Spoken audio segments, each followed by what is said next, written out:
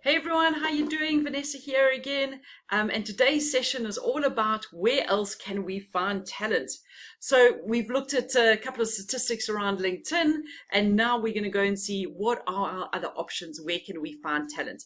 So today is just to give you a couple of ideas about where are these people spending their time, because it's not in the traditional places so much anymore.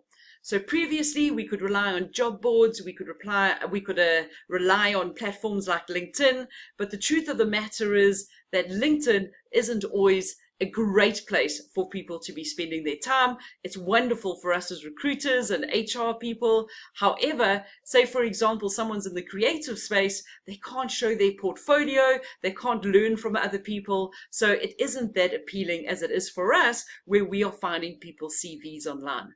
So just a couple of ideas of where else you could actually be going to search for talent.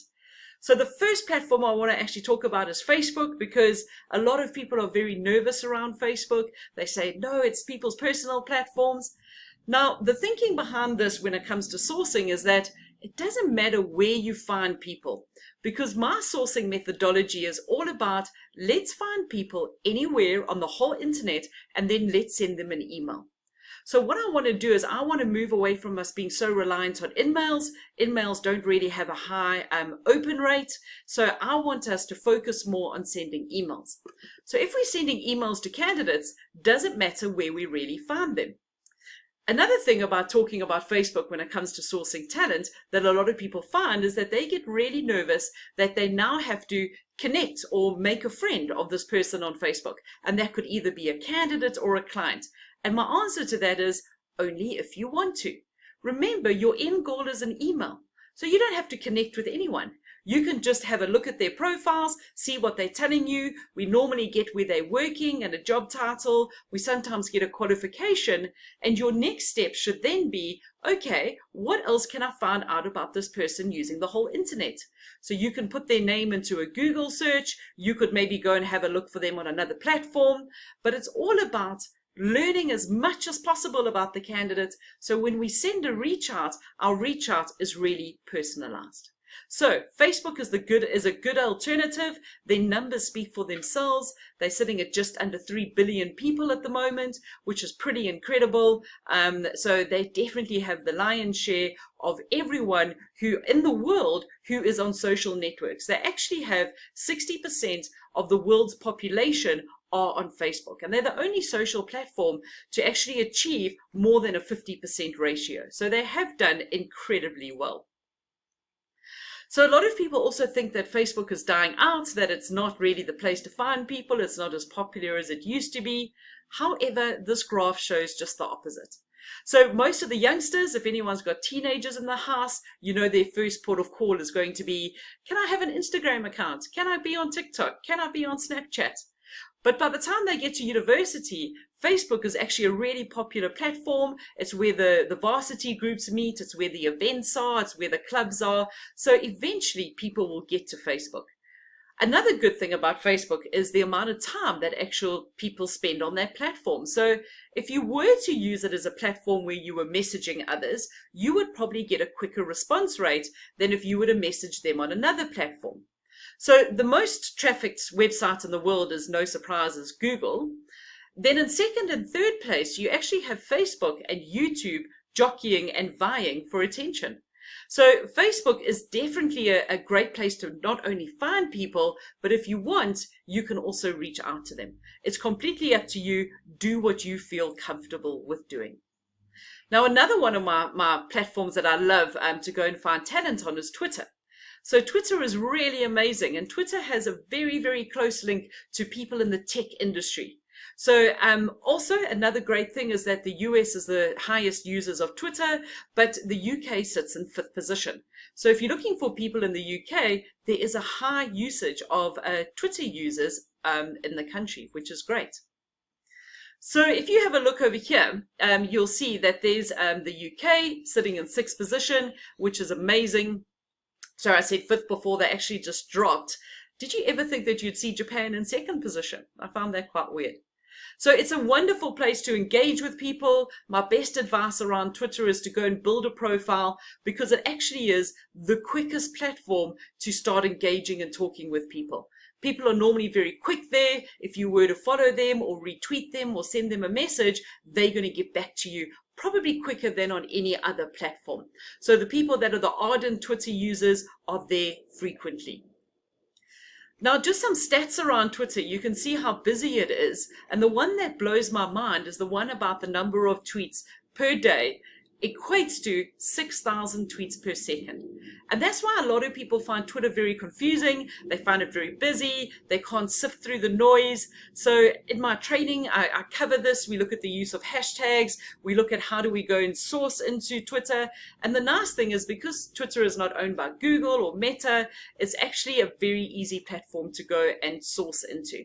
So let me know if you'd like to hear more.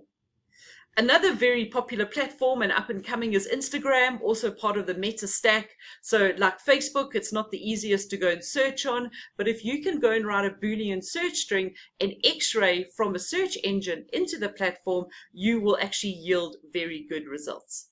So when I'm sourcing on Instagram, some of the things that I really pay attention to are things like this, is that it's popularity. There's a lot of people that are going there, and you can get people's attention very quickly. Also, the difference between an Instagram and a Twitter is Twitter can sometimes be seen as a dark place.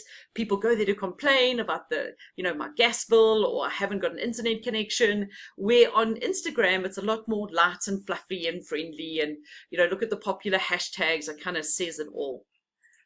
So this is definitely a platform to keep an eye on because the usage and the numbers are growing very, very rapidly. So it's a great place to go and have a look. One of my favorite things about Instagram is that it's actually got a higher female user ratio to male user ratio. So if you're looking at people coming from a DE&I perspective, this is a great platform to go and have a look at. Now, the second most trafficked website in the world, YouTube.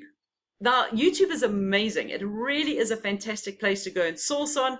Not a lot of recruiters are doing this, so you are going to find the candidates that no one else is finding. And it always amazes me, you find these people who are really shy. They potentially come across as very introverted in interviews, but here they have their own YouTube channel. So if you have a look over here, we've got the UK ranking round about 12th, 13th position for YouTube users based on the country. So that's really high. A lot of people don't even pay for TV these days. They just watch free content on YouTube. Now, the nice thing about YouTube is that it's actually owned by Google. So it's got a very, very good search engine built into the platform that you don't even need to X-ray into it. You can just go and search on YouTube itself. Now, just before we finish off this session, one thing that I want to highlight is that why we should use industry-specific sites. So, for example, you get niche communities that you will find on different platforms. So, for example, the first one that we're going to be looking at is a creative platform. So if you're going to be looking for candidates on these platforms, what you normally can do is that you can go and find people and look at their portfolios. So instead of just having a CV, you can find a portfolio of their work and almost like an evidence that you can share with your client to say, this is some of the previous projects that they have worked on. What else you could do is you could use it to gain context and additional information to engage passive talent.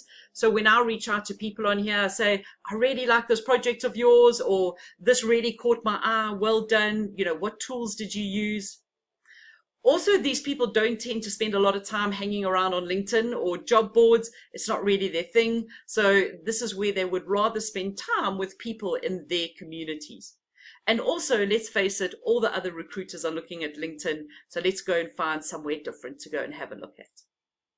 So the platform that I want to talk to you about around creative talent is actually, it's been put in place by Adobe. It's called Behance.net. And what it is, it's a great portfolio site for creative individuals. So there are over 12 million users globally. You can go and see everybody's work. It's often linked to people who've got experience with Photoshop or Lightroom, InDesign, or something along those lines. So all I'm saying is look for niche communities within a greater community that are hanging out on these platforms. Other creative platforms that you could be looking for is, if you're looking for anyone in the academic space, you've got Google Scholar, you've got ResearchGate. This is where you can find people who are publishing their theses or publications or having discussions on a forum. So just think that, where could you be looking, considering that not everyone is where we think they are spending time? And the last place that you could be going to look for candidates is looking at events. Now, events are great because you normally get a speaker lineup, you get a little bit of a history about the speakers. For example, the PyCon conferences globally are amazing. There's pretty much one in every country. You can find out who's presenting all about Python at these conferences, and it's a really great way to go and find out who's the who in the community in that area and who you can reach out to. So if you want to know anything more, here are my contact details over here. You can also scan the QR code, and I'd love to assist you if you'd like to know more about places that you can look outside of platforms like LinkedIn. Thank you very much.